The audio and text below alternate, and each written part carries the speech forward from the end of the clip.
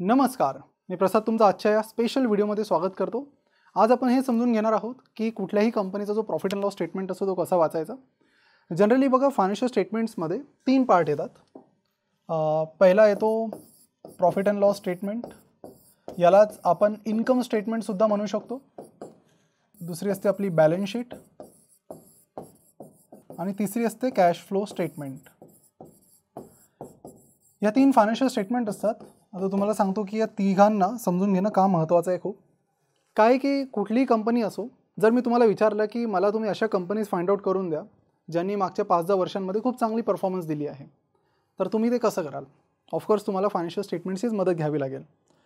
तर हे जे फायनान्शियल स्टेटमेंट्स आहे यांचा एक फॉर्मॅट असतो, यांचा एक स्ट्रक्चर असतं आणि त्याला समजून घेणं खूप गरजेचं आहे. तर या सिरीजमध्ये आपण या 3 स्टेटमेंटला कसं वाचायचं हे तर समजणारच आहोत, त्यांना कसं ॲनालाइज करायचं यावरही सुद्धा आपण लक्ष देणार आहोत. तर हे लेक्चर हे बघा गरजेचं नाही आहे. जनरली असं लोकांना वाटतं की स्टॉक मार्केट शिकण्यासाठी तुमच्याकडे फायनान्शियल बॅकग्राऊंड असणं गरजेचं आहे, पण असं नाही आहे. कुणीही स्टॉक मार्केटमध्ये इन्व्हेस्ट करू शकतो, कुणीही फायनान्शियल स्टेटमेंट सोप्या पद्धतीने वाचू शकतो आणि त्याला ॲनालाइजही करू शकतो. आणि हे मी प्रूव्ह करून दाखवेल by the end of this lecture. आणि जर काही डाऊट आला तर तुम्ही कळवा, त्यालाही आपण कव्हर करूयात. पण एवढी गॅरंटी मी देऊ शकतो की फायनान्शियल स्टेटमेंट्स कोणी असो, इवन 7वीतला मुलगासुद्धा हा व्हिडिओ बघत असेल तर आय विल मेक शुअर की त्यालासुद्धा हा व्हिडिओ पूर्णपणे कळेल. ठीक आहे, तर चला वळूया प्रॉफिट अँड लॉस स्टेटमेंटकडे. तर पहिलं स्टेटमेंट आता आपण बघूया आणि बाकी 2 स्टेटमेंट पुढच्या 2 लेक्चर्समध्ये बघूयात. तर हे बघा कसं आहे की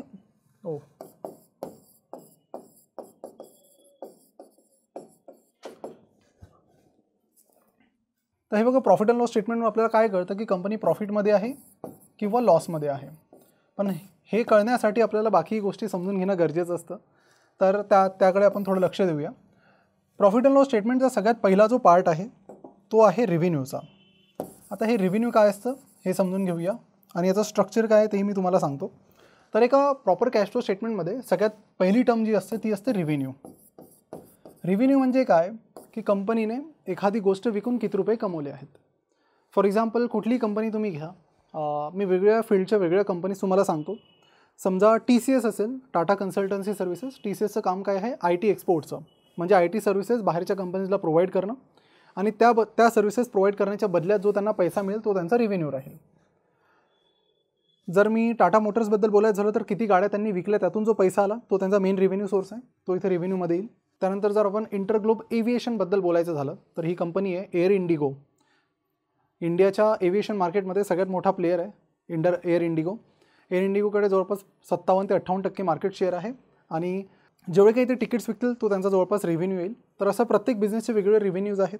ठीक आहे, पण रेव्हेन्यू म्हणजे काय? तर रेव्हेन्यूला तुम्ही सेल्सही म्हणू शकता की किती सेल्स झाला आहे. ठीक आहे, आणि याला बऱ्याचदा लोक टर्नओव्हरसुद्धा म्हणतात. महाराष्ट्रामध्ये जनरली बरेचसे लोक टर्नओव्हर म्हणतात की तिचा टर्नओव्हर झाला. पण टर्नओव्हर ही बस एक स्टार्टिंग आहे. रेव्हेन्यू, सेल्स किंवा टर्नओव्हर सगळ्यांचं जे मिनिंग आहे, अर्थ आहे तो सेमच आहे. ही बस एक स्टार्टिंग आहे, हा एंड नाही आहे. ठीक आहे, आता याचा अर्थ असा होत नाही. आता TCSने समजा 5 लाख करोडचा रेव्हेन्यू कमवला तर याचा हा अर्थ होत नाही की हा सगळ्या कंपनीचा फायदा आहे. यातून बऱ्याचशा गोष्टी मायनस होतील आणि शेवटी जो मिळेल तो नेट प्रॉफिट मिळेल. ठीक आहे, तर ही जी मधली जर्नी आहे ही समजून घेणं खूप इंटरेस्टिंग आहे की ही जर जर्नी तुम्ही समजून नाही घेतली तर मग त्यात मजा नाही. ठीक आहे, तुम्हाला माहिती असलं पाहिजे की कुठे कुठे पैसा चालला, किती पैसा चालला, किती मार्जिन्स आहेत. आता मार्जिन वगैरे या थोड्या बिझनेस पॉईंट ऑफ व्ह्यूने बोलायच्या गोष्टी झाल्या, पण त्याला आपण सोप्या भाषेत समजून घेऊया. तर आता रेव्हेन्यूमधून काय आहे की रेव्हेन्यूमधून कंपनीचे बरेचसे एक्सपेन्सेस असतात. कुठलीही कंपनी असेल, रॉ मटेरियल एक्सपेन्स आहे कंपनीचा. टाटा मोटर्स गाडी बनवत असेल, रॉ मटेरियल जाईल. TCSचा सगळ्यात मोठा एक्सपेन्स काय आहे? एम्प्लॉई एक्सपेन्सेस सगळ्यात मोठे आहेत. त्यांचं अजून बाकी बऱ्याचशा गोष्टी लागतात. एम्प्लॉईजला लॅपटॉप देणं. ठीक आहे, त्यानंतर अजूनही बऱ्याचशा गोष्टी ज्या काही असतील, ऑफिसेस ते बनवत असतील त्यामध्ये जे काही खर्च आहे वगैरे वगैरे, हे सगळे जर एक्सपेन्सेस आपण मायनस केलेत, याला काय म्हणतात? हे बिझनेस चालवण्यासाठी जे आपल्याला जनरल एक्सपेन्सेस लागतात त्याला आपण म्हणू शकतो ऑपरेटिंग कॅश एक्सपेन्सेस. हे सगळे झाले ऑपरेटिंग कॅश एक्सपेन्सेस. तर रेव्हेन्यूमधून तुम्ही जर एम्प्लॉई एक्सपेन्सेस, काही तुमचे मार्केटिंगचे एक्सपेन्सेस, ॲड तुम्ही रन केल्या त्याचे एक्सपेन्सेस, सगळे एक्सपेन्सेस वगैरे सगळं मायनस केलं, रॉ मटेरियल असेल कुठल्या कंपनी तर त्या सगळ्या गोष्टी मायनस केल्या, तर ह्या सगळ्या गोष्टी कशामध्ये येतात? ऑपरेटिंग कॅश एक्सपेन्सेसमध्ये. रेव्हेन्यूमधून ऑपरेटिंग कॅश एक्सपेन्सेस मायनस केले तर तुम्हाला काय मिळेल, तुम्हाला मिळतो एबिडा. आता एबिडा नाव ऐकायला थोडं फॅन्सी वाटतं, ठीक आहे. तर एबिडाचा अर्थ असा असतो earnings before interest, tax, depreciation and amortisation. प्रत्येकाचा अर्थ मी सोप्या भाषेत सांगेल, समजायला काहीच कठीण नाही आहे, ठीक आहे. Earnings before interest, tax, depreciation, amortisation, यातून जर तुम्ही डिप्रिसिएशन अँड अमर्टायझेशन मायनस केलं तर तुम्हाला काय शिल्लक राहतो, तुमचा शिल्लक राहतो इबिट. तर हे बघा, यातून जर आपण इंटरेस्ट मायनस केला तर तुमचा शिल्लक राहतो ईबीटी, आणि यातून जर आपण टॅक्स मायनस केला -T तर तुमचा उरतो नेट प्रॉफिट, किंवा यालाच पॅटसुद्धा म्हणतात, प्रॉफिट आफ्टर टॅक्स. यालाच अजून कॉम्प्लेक्स नाही करत, याला अजून 1-2 नाव आहेत पण अजून कॉम्प्लेक्स होईल. जनरली या 2 टर्म वापरतात, पॅट किंवा नेट प्रॉफिट. पॅट म्हणजे प्रॉफिट आफ्टर टॅक्स, ही फायनल टर्म आहे, याच्यावर तुमचं लक्ष असलं पाहिजे खूप जास्त, ठीक आहे. तर आता हे मी समजून सांगतो तुम्हाला की या सगळ्या गोष्टी काय आहेत मध्ये. डेप्रिसिएशन अँड अमर्टायझेशन, एबिडा तुम्हाला आला, कॅश एक्सपेन्सेस मायनस झाले, त्यानंतर मिळाला आपला एबिडा नंतर आला डेप्रिसिएशन अँड अमर्टायझेशन. डेप्रिसिएशन काय असतं हे तुम्हाला सोप्या भाषेत डेप्रिसिएशन समजून सांगतो, लक्ष द्या. डेप्रिसिएशन, कंपनीने समजून घ्या, IT कंपनी एक लॅपटॉप घेतला, ठीक आहे. लॅपटॉप घेतला, TCSने एक लॅपटॉप घेतला, लॅपटॉप पडला त्यांना 1 लाख रुपयाचा, फॉर एक्झाम्पल चांगला घेतला त्यांनी, मॅकबुक वगैरे, मॅकबुक एअर वगैरे घेतला, 2022चं व्हर्जन M2 चिप, जवळपास 1 लाख रुपयाचा येईल. ॲमेझॉनच्या डिस्काउंटमध्ये किंवा फ्लिपकार्ट बिग बिलियन डेमध्ये 1 लाखचा आला, ठीक आहे लॅपटॉप. आता लॅपटॉप कंपनीला असं वाटतं की याची जी लाईफ आहे, या लॅपटॉपचं जे लाईफ स्पॅन आहे, कंपनीला वाटतं की ही लाईफ स्पॅन 10 वर्ष चालेल तो लॅपटॉप, ठीक आहे. थोडं जास्त पण अज्युम करतो, पण ठीक आहे, तुम्ही म्हणाल तर मी 5 वर्ष करून घेतो, ठीक आहे. इथे आपण 5 वर्ष करू, ठीक आहे. कंपनीला वाटतं की 5 वर्ष लॅपटॉप चालेल. हे बघा, यामध्ये वेगवेगळ्या मेथड्स असतात, तेवढं अकाउंटिंगमध्ये आपल्या डिटेलमध्ये जाण्याची गरज नाही, ते ऑलरेडी कॅल्क्युलेट करून तुमच्याकडे आलेलं असतं. आपण स्ट्रेट लाईन मेथडने समजून घेऊ. अजूनही मेथड्स आहे यामध्ये, डिमिनिशिंग व्हॅल्यू मेथड वगैरे वगैरे. तर आपण हे अज्युम केलं की लॅपटॉप घेतला कंपनीने, 1 लाख रुपयाचा, लाईफ स्पॅन आहे 5. मग स्ट्रेट लाईन मेथड काय सांगतं की जी काही अमाऊंट आहे 1 लाख रुपये डिवायडेड बाय लाईफ स्पॅन जो आहे कंपनीचा 5 years, divide by life span किती आहे कंपनीचा 5 इयर्स, तर आपल्याला काय मिळेल, इयरली डिप्रिसिएशन मिळेल. ते किती मिळालं, जवळपास 20,000 रुपये. हे 20,000 रुपये ॲन्युअल डिप्रिसिएशन आहे, हे मायनस होत राहील एबिडामधून. तर हे का काढण्यात आलं याचं लॉजिक तुम्हाला सांगतो. लॉजिक समजून घ्या, रिझनिंग समजून घ्या, बाकी सगळं समजायला सोपं जाईल. कंपनीने लॅपटॉप घेतला 1 लाख रुपये कॅशमध्ये दिले, ठीक आहे. लॅपटॉप कंपनी वापरेल 5 वर्ष, मग कंपनी एक्सपेन्स एकाच वर्षाचा ठेवणार का, नाही. मग ते 1 लाख रुपयाचा जो एक्सपेन्स आहे तो 5 वर्षात डिवाइड केला जातो, कारण वापरणार तर 5 वर्ष आहे, मग बर्डन एकाच वर्षावर तुम्ही नाही देऊ शकत, ठीक आहे. मग त्यामुळे काय की जे 5 वर्ष, जेवढ्या 5 वर्षांमध्ये तो लॅपटॉप वापरला जाईल, प्रत्येक वर्षी 20,000 रुपये असं, जोपर्यंत ते 1 लाख रुपये संपत नाही तोपर्यंत त्याचं डिप्रिसिएशन काढण्यात येईल. हे बघा काय असतं जनरली की जी तुमची परचेस व्हॅल्यू असते त्यातून सॉल्वेज व्हॅल्यू मायनस केल्या जाते. सॉल्वेज व्हॅल्यू म्हणजे की लेट से की तो लॅपटॉप जो आहे तो 5 वर्षानंतर भंगारमध्ये गेला, त्यातून समजा 20,000 रुपये आले किंवा 10,000 रुपये आले, तर ते मायनस करावे लागतात. पण आपण इथे अज्युम करत आहोत सिम्पल एक्सप्लेनेशनसाठी की पूर्ण कामातूनच चालला जाईल लॅपटॉप, ठीक आहे. मग त्याला आपण डिवाइडेड बाय 5 किती वर्ष चालेल, मग दरवर्षी एवढी व्हॅल्यू निघत राहील, ठीक आहे. मग तसं तुम्ही प्रत्येक एक्झाम्पलला त्यानुसार करू शकता की एखादी गोष्ट आहे समजा. अजून एक सोपं एक्झाम्पल घेतो जेणेकरून तुम्हाला अजून सोप्या प्रकारे कळेल. कंपनीने ऑफिसमध्ये फर्निचर बनवलं, फर्निचरची कॉस्ट आली जवळपास 5 लाख रुपये, 5 लाख रुपये, आणि कंपनीला असं वाटतं की हे फर्निचर चालेल 10 वर्ष, ठीक आहे. आणि शेवटी जेव्हा फर्निचर समजून घ्या की 10 वर्ष यूज केल्यानंतर जेव्हा कंपनी विकेल ते फर्निचर, तेव्हा त्याची सॅल्वेज व्हॅल्यू जवळपास निघून येईल 1 लाख रुपये पकडूया आपण, की 1 लाख रुपये त्याची सॅल्वेज व्हॅल्यू निघून येईल. मग हे कॅल्क्युलेशन्स काय येतं, 4 lakh divided by 10 is equal to 40,000, म्हणजे काय 40,000 रुपये वर्षाचा खर्च झाला, ठीक आहे. अशा प्रकारे स्ट्रेट लाईन मेथडने तुम्ही डिप्रिसिएशन काढू शकता. हे काढायचं तुमचं काम नाही आहे, हे बस मी तुम्हाला समजून यावं गोष्टी कशा प्रकारे होतात, कशा प्रकारे चालतात, त्यासाठी बस सांगतो आहे. बाकी एवढं काही म्हणजे याच्या एकदम डिटेलमध्ये जाण्याची गरज नाही आहे.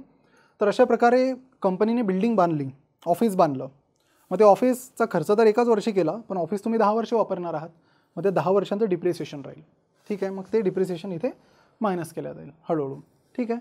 तर अशा प्रकारे जे काही कंपनीचे ॲसेट्स आहेत त्यांचं डिप्रिसिएशन हे काउंट केलं जातं. मशिनरी एखादी घेतली, समजा तुम्ही एखादी मॅन्युफॅक्चरिंग कंपनी, एशियन पेंट बनवण्यासाठी मोठी मशिनरी आहे त्यांच्याकडे, मशिनरी वापरणार असतील ते 20 वर्ष, तर मग जे काही ते एक टोटल अमाऊंट असेल त्या मशिनरीची ती त्या 20 वर्षांमध्ये डिवाईड केल्या जाईल. ठीक आहे. आणि मग ते डिप्रिसिएशन तुम्हाला इथे बघायला मिळेल. Depreciation and amortisation. आता तुम्ही म्हणाल की हे कठीण शब्द येत आहेत, यांचा अर्थ काय आहे? डिप्रिसिएशन आपण समजलं. डिप्रिसिएशन जे होतं ते टँजिबल ॲसेट्सचं होतं. टँजिबल म्हणजे जनरली हे तुम्ही जे बघू शकतात, हात लावू शकतात, त्यांना जनरली टँजिबल म्हणतात. तर खुर्ची, फर्निचर, लॅपटॉप वगैरे या सगळ्या ज्या गोष्टी टँजिबलमध्ये येतात. अमर्टायझेशनमध्ये काय येतं? नॉन टँजिबल, म्हणजे गुडविल किंवा तुम्ही म्हणू शकता इंटेलेक्च्युअल प्रॉपर्टीज किंवा ट्रेडमार्क वगैरे सगळ्या गोष्टी. समजून घ्या की आता इंटेलेक्च्युअल प्रॉपर्टी या गोष्टी जनरली फार्मा इंडस्ट्रीमध्ये जास्त चालतात. एक एक्झाम्पल तुम्हाला त्याबद्दलही देतो. अमर्टायझेशनमध्ये काय की इंटेलेक्च्युअल प्रॉपर्टी येते. इंटेलेक्च्युअल प्रॉपर्टी गोष्ट जनरली फार्मा इंडस्ट्रीमध्ये जास्त चालते. यामध्ये काय की एखादं ड्रग बनवलं, ड्रग म्हणजे केमिस्टवाला ड्रग.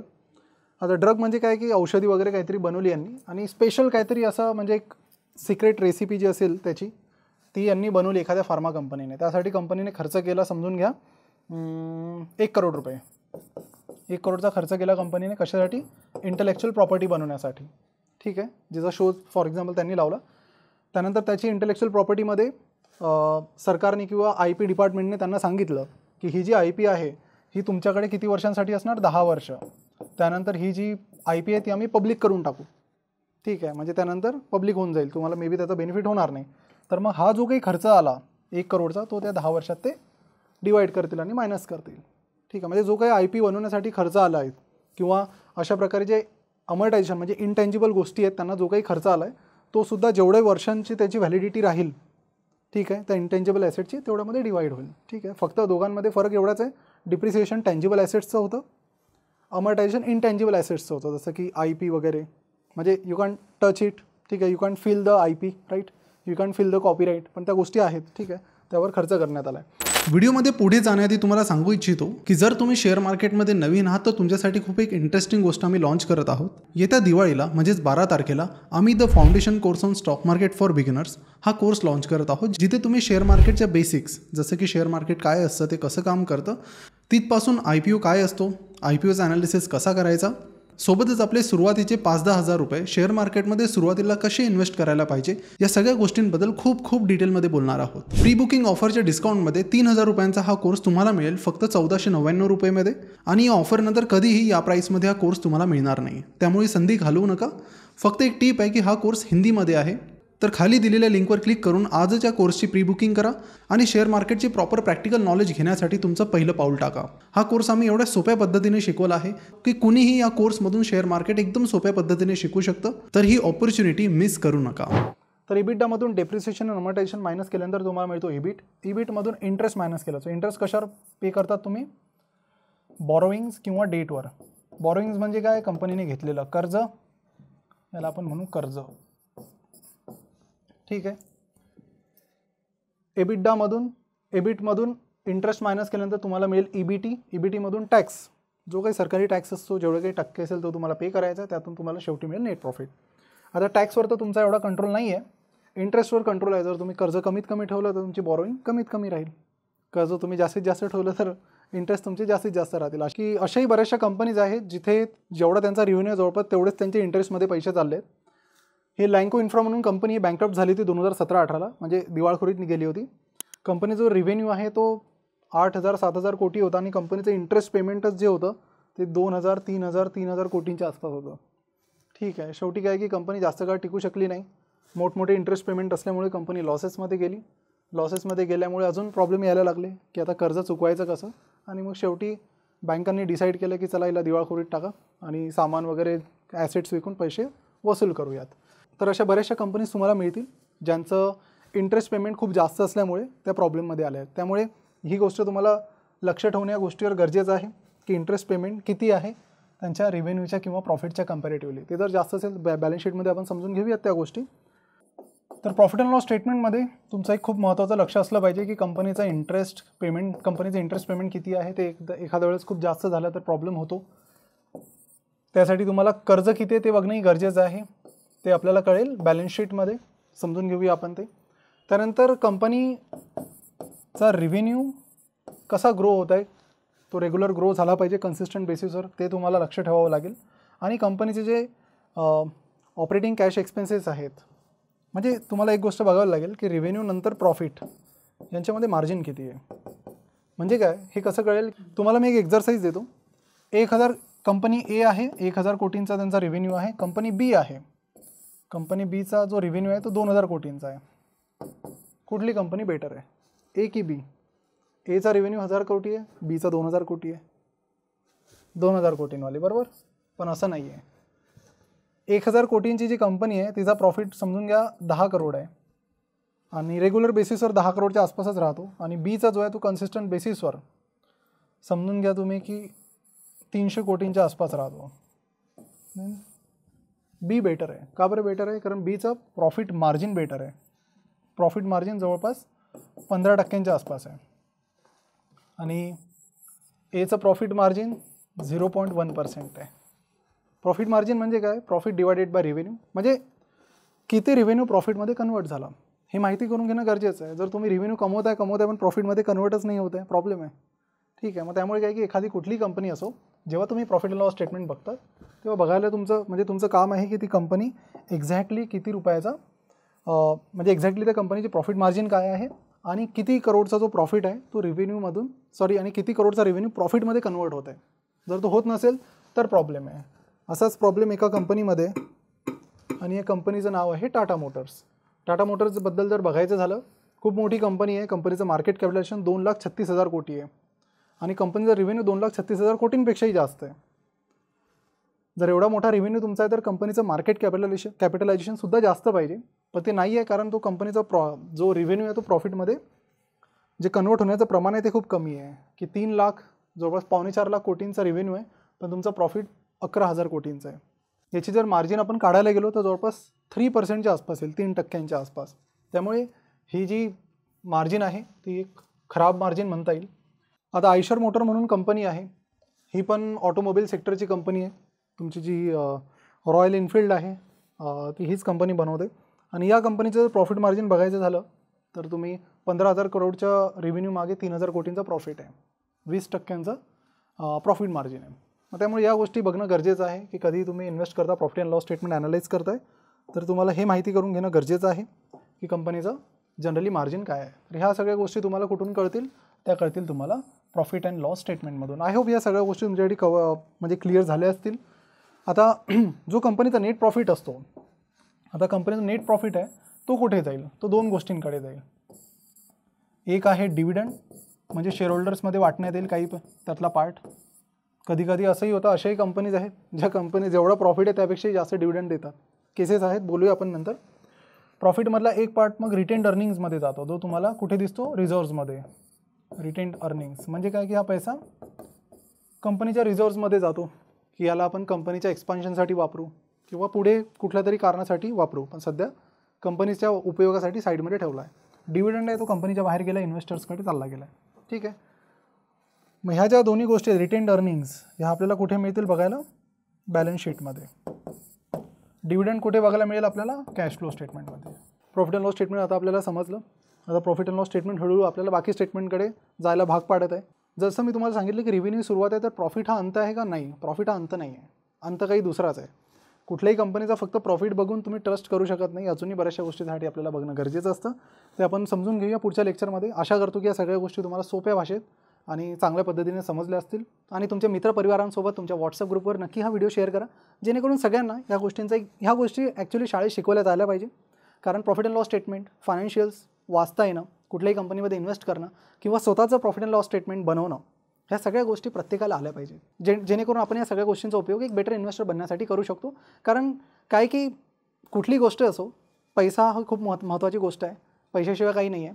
आणि बरेच जण म्हणणारे आहेत की पैसा नसेल, पैसा एवढा मॅटर करत नाही. पण अनफॉर्च्युनेटली म्हणा किंवा फॉर्च्युनेटली म्हणा, बऱ्याचशा गोष्टींसाठी तुम्हाला काही ना काही आपलं जीवन चालवण्यासाठी सुद्धा पैसा लागतो. रिटायरमेंट चालवण्यासाठी सुद्धा पैसा लागतो. मी असं नाही म्हणते की खूप कमवून ठेवायचं आणि वापरायचं काही नाही, पण ज्या काही आपल्याला खर्च लागणार आहेत फ्युचरमध्ये, त्यासाठी आपल्याला पैशाचं मॅनेजमेंट आलं पाहिजे आणि त्यासाठी इन्व्हेस्टमेंटचं बेसिक नॉलेज आपल्याला असणं गरजेचं आहे. आता भारतामध्ये या गोष्टी शिकवल्या जात नाहीत, पण आपलं काम आहे की जास्तीत जास्त लोकांना आपण याद्वारे जर शिकवू शकलो, त्यांना माहिती करून देऊ शकलो तर इट वुड बी बेटर. तर हे बॅलन्स शीटचं लेक्चर कसं वाटलं कमेंटमध्ये नक्की कळवा. भेटूया पुढच्या लेक्चरमध्ये, ज्यामध्ये आपण बॅलन्स शीट आणि त्यानंतरच्या लेक्चरमध्ये आपण कॅश फ्लो स्टेटमेंटला डिटेलमध्ये समजून घेऊयात. आणि आशा करतो की आता जर तुम्हाला कॉन्फिडन्स आला असेल की नॉन फायनान्स बॅकग्राऊंडचा जरी कोणी असला तरी तो सोप्या पद्धतीने या गोष्टी शिकू शकतो. आणि अशाच सोप्या पद्धतीने आम्ही तुम्हाला बॅलन्स शीट आणि कॅश फ्लो स्टेटमेंटसुद्धा शिकू, आणि इतक्या सोप्या पद्धतीने शिकू की तुम्हीसुद्धा एकदम इझिली समजून जाल. आणि तुमच्यामध्ये सुद्धा क्युरिओसिटी येईल की अच्छा यानंतर काय होतं, हे काय असतं. आणि क्युरिओसिटी खूप इम्पॉर्टंट आहे कुठल्याही गोष्टीमध्ये एक करिअर बनवण्यासाठी किंवा कुठल्याही गोष्टी मध्ये पॅशनेटली एंटर करण्यासाठी. अशाच व्हिडिओजसाठी आम्हाला नक्की सबस्क्राईब करा आणि बेल आयकॉनवरसुद्धा क्लिक करा, जेणेकरून तुम्हाला सोप्या भाषेत स्टॉक मार्केट शिकता येईल. हेच होतं आज. भेटूया पुढच्या लेक्चरमध्ये. Thank you so much. खूप खूप धन्यवाद.